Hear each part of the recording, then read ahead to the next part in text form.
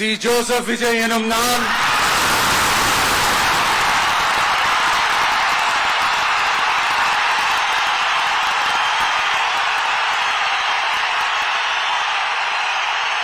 சட்டப்படி அமைக்கப்பெற்ற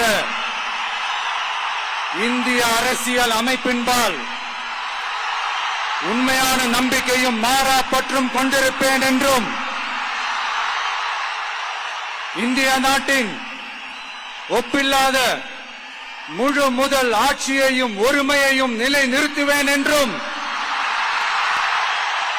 தமிழ்நாட்டு அரசின் முதலமைச்சராக உண்மையாகவும் உளச்சான்றின்படியும் என் கடமைகளை நிறைவேற்றுவேன் என்றும்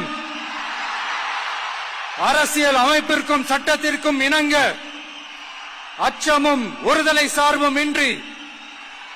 விருப்பு வெறுப்பை விலக்கி பலதரப்பட்ட மக்கள் அனைவருக்கும் நேர்மையானதை செய்வேன் என்றும்